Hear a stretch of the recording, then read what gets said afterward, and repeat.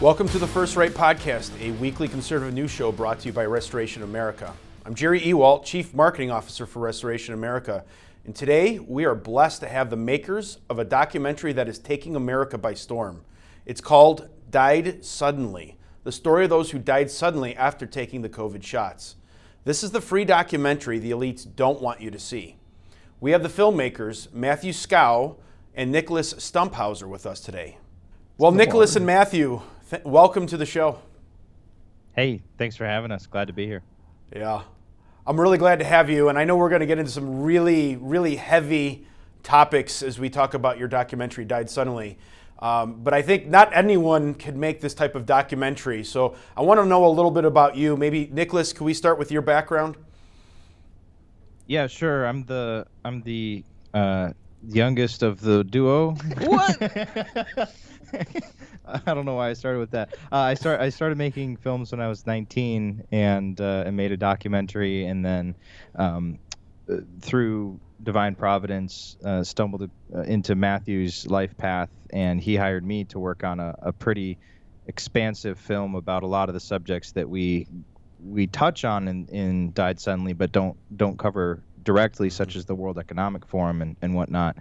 And Matthew has a long history of both making films, but also coming in direct contact with the World Economic Forum and so on and so forth. So he really taught me how the world worked in a way that I didn't know or care about at first, and now I'm immensely passionate about. So we've worked together on several films so far. The one before this was These Little Ones, about child sex trafficking, and then we did the long compendium, The Greatest Reset. You're not doing any feel-good type of documentaries at this point.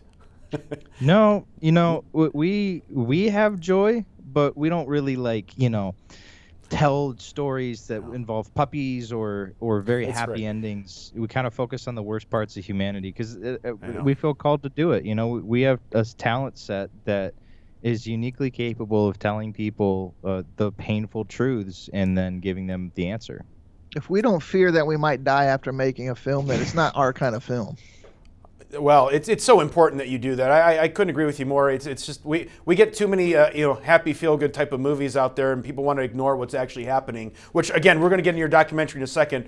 Matthew, what about you? Tell me a little bit about yourself. Yeah, so I'm the older one of the two. I don't know why I started it. I'm sorry. I've been in this game for about 20 years, and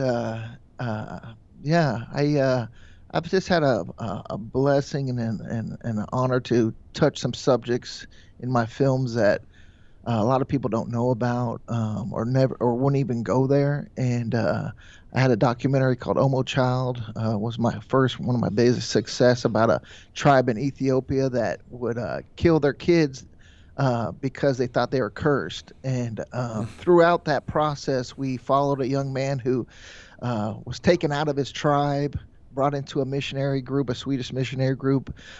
Jesus came to him in a dream and said, "You're going to save my people," his tribe. And we followed him for 7 years, and they winded up ending that horrific, well, they weren't called sacrifice because they weren't doing it. They thought they were helping make their tribe survive, but actually they were just misled into tradition, and through the power of Jesus and Lolly, they stopped that practice. So that was an amazing film, and it just continued on through there. And and now we're here with the most horrific story that all humanity is living through, which is what it looks to be some sort of depopulation program via a mandated vaccine that was not needed for the populace to stop the supposed coronavirus that I guess is still out there, but we're not really concerned about right now. So I feel as a Christian filmmaker that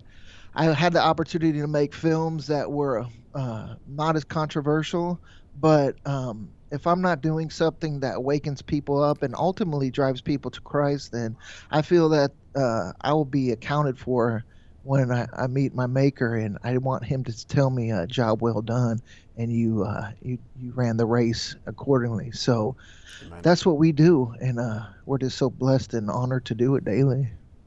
Yeah, the hour is late, and we do need people like you to stand up and be bold and show the world what's actually happening. And so what we're going to do now is we're going to roll that trailer so that people can see, exactly what we're talking about, and then we'll dig into it.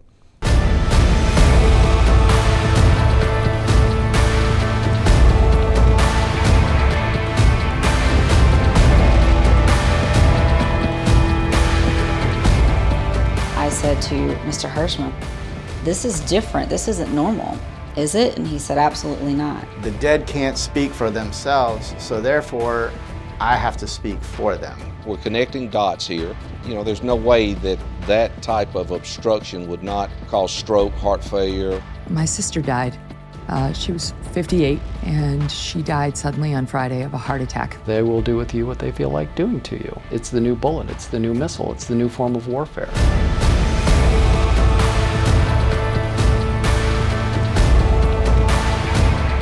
I wanted people to understand that we're in a fifth generation warfare for the heart and the mind.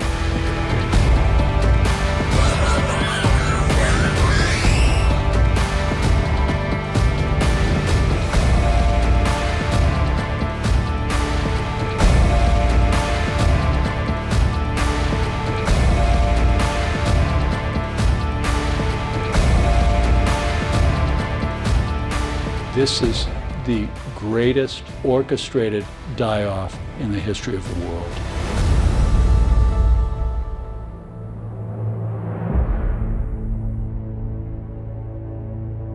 There's most definitely evil in this world, and evil like we could not possibly imagine. Talk a little bit about what you've uncovered with just the side effects of this vaccine. People were saying, well, it's not a vaccine, it's actually experimental gene therapy. And it's not experimental gene therapy either, right? You have the word therapy in there. This is not a therapeutic. It's doing precisely what it was invented to do. And that's what Lieutenant Colonel Teresa Long told us. And it kind of goes by quickly in the film, but there's a moment where she says that the 5.3.6 Pfizer post-marketing analysis that broke down 1,291 individual side effects of the vaccine was not diagnostic. Now, in diagnostic testing, it's when you get doctors together, they see a symptom, they see a patient, and they say, like, what's going wrong? Maybe it's multiple sclerosis, maybe it's cancer. That's diagnostic. She said, this is not diagnostic, it's confirmatory. As in, here's a report, investors, that tells you the product that you order is doing precisely what you asked it to do. So let's break that down a little bit. So you're saying, okay, you're leading us down the path of saying this product, these aren't side effects. You're saying what we're seeing, these quote unquote side effects, are exactly what they were intended to do? Is that what you're saying? Yeah, well... And it's not us saying this. This is... Right. This isn't our opinion or whatever. This is just what we... This is what Teresa Long, who's under oath, stated these opinions of hers. Right. And she's probably the most qualified to do this, being a lieutenant colonel flight surgeon in the U.S. Army.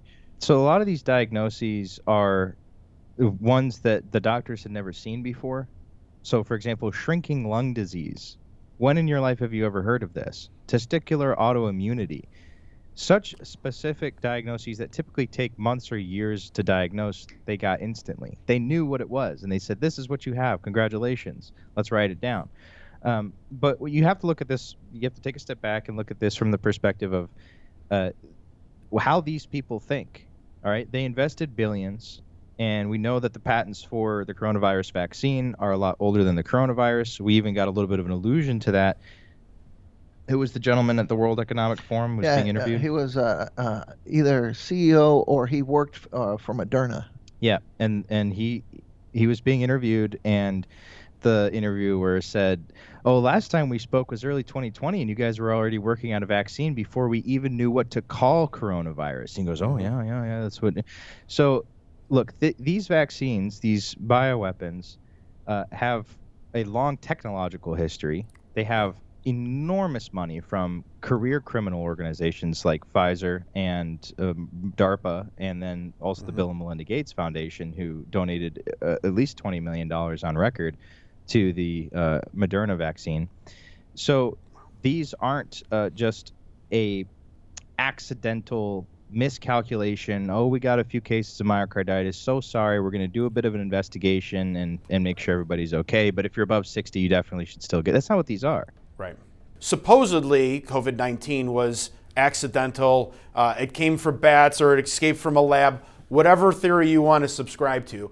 But regardless, you can't create a vaccine in the amount of time that they did normally. And then on top of that, this is not a normal vaccine. Actually, they changed the definition of vaccines for COVID-19. You talked about gene therapies or whatever it might be. This is a total different technology that they rushed out to the public at Operation Warp Speed, right? We've heard that as well. And there's just no way that they could have looked at the safety profile of this new type of therapeutic or whatever you want to call it. We call it the jab, right? In that period of time. And everything that we're seeing is being brushed under the table, although it's coming out now. But you guys weren't surprised by that. What you're saying, what you've uncovered is that this was the design all along. Well, we have to look at who promoted it, the players involved. Klaus Schwab wrote a book, The Great Reset, 4 months into the greatest pandemic any of us have gone through. He wrote a book that outlined what they want to do with the pandemic, not how to treat the pandemic. In our first movie, we talked to some of the experts in the field, like Peter McCullough, Zev Zelenko, and they were trying to treat COVID coronavirus, and they were told they were quacks. They didn't know what they're doing. They were silenced, censored. Ivermectin was called horse paste. Manufacturing companies in Taiwan that were producing hydroxychloroquine were blown up. When we saw this happening, we knew that there was some kind of ulterior motive going on. It wasn't a rush to help and save people from this thing. It was to create fear enough to blindly accept an experimental vaccine willingly. That's the whole point here. We never have seen collaborations with states and media conglomerates together, unison, lockstep. When we saw Event 201 transpire in October of 2020, and then 2 months later, we have the exact same coronavirus that they were wargaming from, and the same players involved. Now you can go, they call us conspiracy theorists because we talk about things that people are conspiring to do. Right. So that's just warfare right there. That's 5th generation warfare. They want to gaslight you and say that these things aren't happening. Well, a few years ago, they were saying that about the elites just getting together, like at Bilderberg or at the WEF. Like that was a conspiracy. Now it's just out in the open, and they're so bold, and they have so much power that they don't mind keeping the Event 201 on YouTube for you to view. That's where we're looking at this. And people will say, this seems crazy, I don't want to go there. Well, you're forced to go there because they're mandating policies that you're forced to live under. We as filmmakers just take what they write and their philosophy, their Malthusian mindset, and we put it together in a package to show this is what their thoughts are and their ideology, and here's ours. And you'll never understand it completely unless you know this is a spiritual warfare that we're on. There's good and evil, and we present the good side. Yeah. So Matthew, you talked about a lot, and I want to make sure we back up so the audience understands a couple things. So let's take it one at a time. So the Great Reset. What does that have to do with the pandemic and the vaccines? Yeah. So this goes back to Agenda 21, the United Nations. They try to pass these things called these SDGs, these sustainable goal efforts of theirs. And there's 17 sustainable goals that the UN and WEF are they're together in pushing these agenda for the world to live under. Now, these are things like no poverty, no hunger, these unattainable goals. Clean everybody. Yeah, these unattainable goals that sound great, right? Everybody wants no poverty, but it's unattainable. So what do they do to push these? Well, they get every actor you've ever heard of, every singer you've ever heard of, and they get them together to promote these unattainable goals. Why? Why are they lockstep in pushing these? Well, they'll say it's your fault. There's too many of us in their advertisement from the UN that we show in our film. They say we cannot meet our 2030 goal to meet these sustainable goals because of overpopulation. Yes. Explicitly. That's what they say. Many people. There's too many people to attain these goals. And then you have Bill Gates talking about that they're going to use vaccines to lower the population. And they'll gaslight you and tell you, "Oh no, he just saying that so you'll be they'll be healthier and have less families. Kids in their family." That doesn't make sense. Like if you're trying to make people have a better living environment, they'll have less children. I don't understand that math. We want to be fruitful and multiply. So we don't just come up with these ideas and think about how we can stick it to Bill Gates and these top world leaders and elites. No, we take what they say and we just put them together. And then when you look at their plan, it looks like they don't have room for me and you. And that's just by the Fourth Industrial Revolution, another book from Klaus Schwab. Right. Justin Trudeau said, we're going to use this pandemic to push our pre-pandemic plans. You've got to listen to what they say. They're telling you right in the open. They'll always tell you. Now people will ask, like, why would the governments do this, right? So there's usually two answers to that. One, I think the easier one is to say, well, this is about money, power, so on and so forth. But you guys are going down a different path. You're talking about you talked about Malthusian, that theory where the population is exploding exponentially, but the food sources can't keep up with it. So at some point, you're going to get this massive die-off. So I guess what you guys are leading down a path of, they're doing this to depopulate the planet because we're overpopulated. Is that where you're going? 100%. Yeah. The Fourth Industrial Revolution, which we are in, Klaus Schwab said that it's going to change me and you.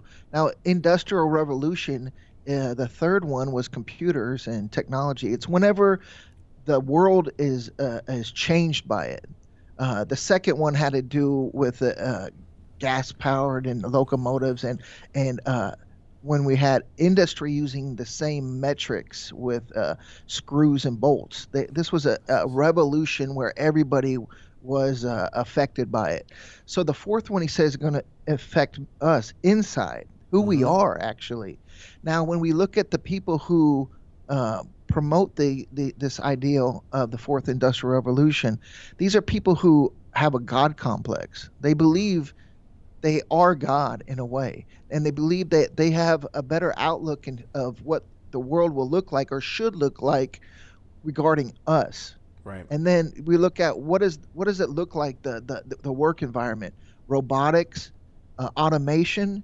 They leave no room for Jake over there flipping burgers. We're seeing this already happen and slowly rolled out, and we're going to accept it because they're going to push up inflation, where they're going to be like, well, it makes sense they'll use a robot because it can't afford to pay for him. Then you get a UBI, a universal basic income. What is that? That's to keep you silent on the plantation until you die off or you don't have babies. Because what we've seen in the film is the scariest thing is the infertility rates that we are looking at. Japan just hit a 23% decrease in children. And the whole thing they'll tell you is there was too many of us to begin with. That's not really what it is. Take what they promote and flip it and inverse it. And that's the truth. Yeah, I mean, you go through some of the issues, the side effects of these vaccines. One of them is fetal demise, right? So we know a lot of times that if a mother was vaccinated during pregnancy, a lot of times those come out. I've seen statistics up to 80% of miscarriages happen as a result. So, and then we know that it's attacking the reproductive systems, the vaccines. We've seen data on that. So I'm trying to connect the dots here because, I think there's going to be a lot in the audience that are going to say, wow, this is a crazy, conspiracy theory.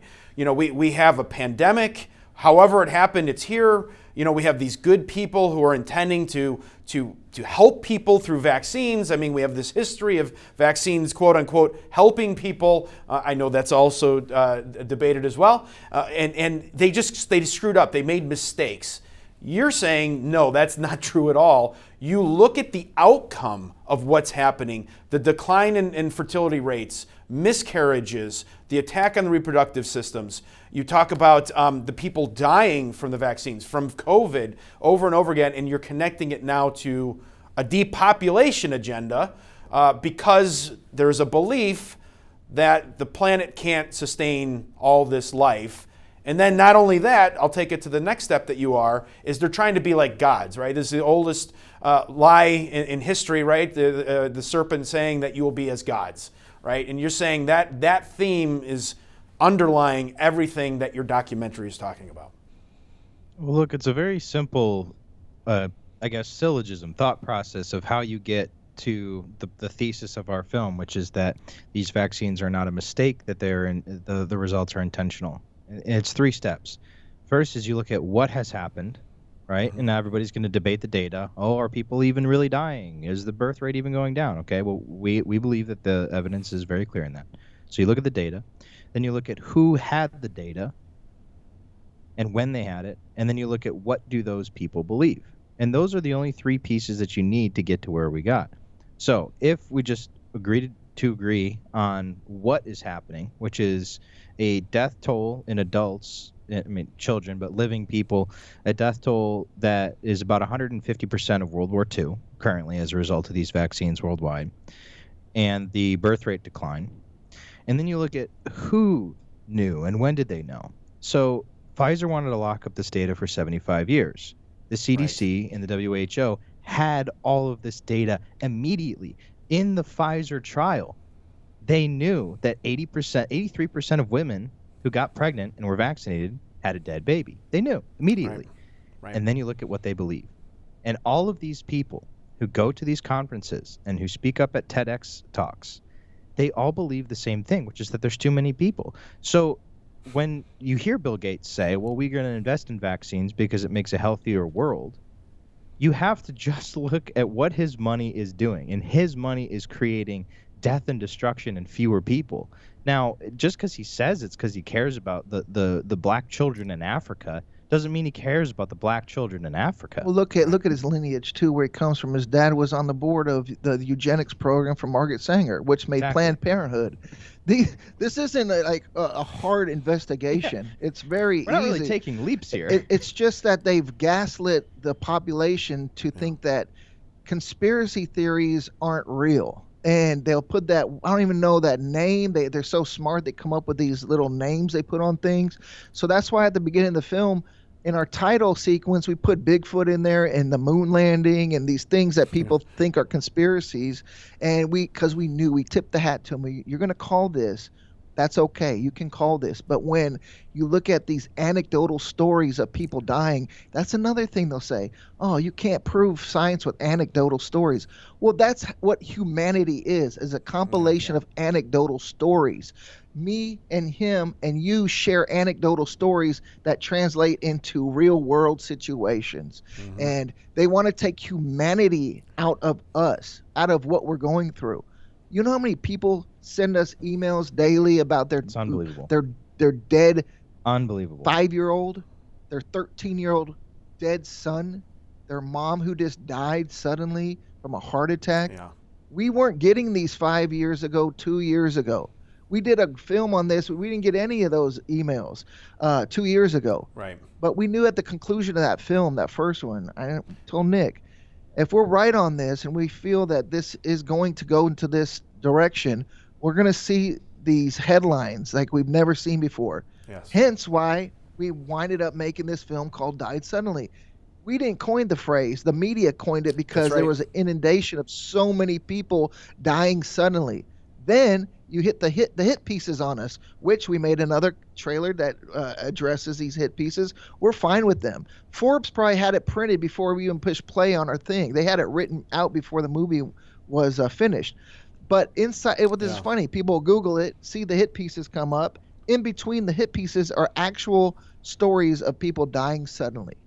One point that I wanted to build off of what Matt said is this idea of anecdotes and narrative and story. And Matt and I are storytellers, and I think that's one of the reasons why our films get so much traction is because we put the pieces together, and people have so many questions, especially with Died Suddenly. People were just so confused at what was happening in the world, and we laid out a coherent proposition. Now, whether or not they believed it, it's up to them. But when you talk about anecdotes, scientism today, this religion of worshiping the white coats, has taken back from everyday people who have rational souls, and they said, you are unable to interpret the world unless you go through us. We are the arbiters of knowledge and understanding. If this is not a PubMed peer-reviewed paper that came from me, you don't know what you're seeing. How dare you believe your lying eyes?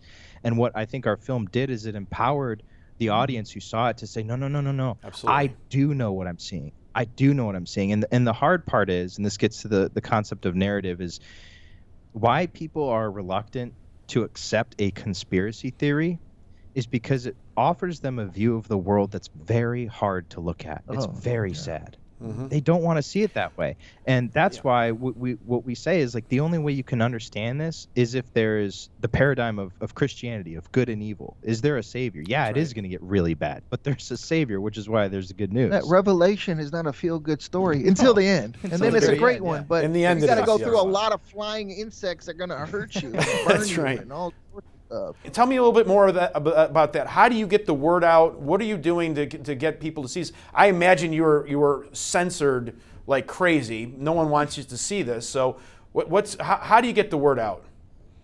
Well, we have one quick quote from what you just said. G.K. Chesterton was asked, what did he attribute his conversion to Christianity to? Who does he thank the most? He said Satan. He said Satan because it was his recognition of how evil he is that pushed him to God. And I think my story is rather similar to that. When you really stare it in the face and understand that the most powerful, wealthy, and well-informed people on this planet worship evil and Satan, if you don't want to be part of that, there's only one other door to go through. And we're looking at, as when Jesus said, as in the days of Noah, you'll see the Son of Man return. We're living in those times where they built up Babel and they wanted to build this thing to prove that they were mightier than God. These people believe in that. I've been in the rooms with I've interviewed people such as Yuval Harari, who says that Homo sapiens will be something different in 100 years. We'll be integrated with an AI. They're scared of death, so they're looking to prolong their life either in this world or through the metaverse or whatever they want to come up with. But when people send me emails and they're scared, what do? I took the vaccine. The first thing I tell them is, you need to get right with the Lord. And then a lot of times people say, well, that's not a very good answer. Why did I waste my time? And I'm telling these people, we're all going to die. You took an experimental vaccine that might increase that time period, right? You only have one way out of this, and this is through Jesus Christ, who's going to give you that access to the Father, and then you'll be comforted, and you'll know where you will go, and you'll have rest in that, and this world will burn up, and a new one will be given to us. Well, we won't have all this, but right now our goal is to wake people up, and the film is hard hitting because people need to wake out and get out of this mental sleepwalking state that they're in. There are people in nefarious places that don't care about you. We do care about you. God loves you. Jesus loves you. We need to band together. If people want to see the film, go to diedsuddenly.info. That's our site. It's been translated into multiple 12 dozen languages organically. People just translate them and give it to us, and we put it on because the world needs to see this. And we're already starting production on part 2, which we look at the more legal aspect of what's going on. And Capitol Hill, we've had senators and congresswomen and men reach out and say they're going to have investigations. So Died Suddenly 2, we're actually opening it up to the people of the world to become producers on this film. Meaning, if you give us a donation to help with the production of this film, we're going to put your loved one's name on the film in the credits, or your name, as a way to live on forever. Their memory will pass away, just like the gospel writers did, but the gospel continued. This film will continue long after we're gone, until Christ comes back. But your loved one's name can stay on that film as a reminder to these people that you didn't go away and you want to contribute to the next part. And the next part is some recourse and retaliation. I wouldn't say retaliation. It's more of a recourse of what we can do legally. You got to hold them accountable for what they did. We can never forget what they did to us. And what you're trying to do is hold them accountable for what they've done. That's right. There's nothing wrong with that. Yeah. Well, Nicholas and Matthew, this has been fantastic. And I'm so grateful that you guys have been so bold and strong in your faith to put a documentary out like this. I mean, people really need to know. So look, I pray that God continues to bless you on your journey. Don't give up. We need you. And thank you so much for all that you're doing. I appreciate it. Thanks for having us on. All right, well, that's our show for today. Thank you so much for tuning in and supporting conservative media. And don't ever forget that by working together and staying diligent, we conservatives can bring our country back to true greatness. Until next week, let's all keep praying that God will continue to bless America. First Right, a new kind of news summary without the liberal slant. Every morning, in your inbox, always free. Subscribe by texting First Right to 30161. That's First Right, all caps, one word, to 30161.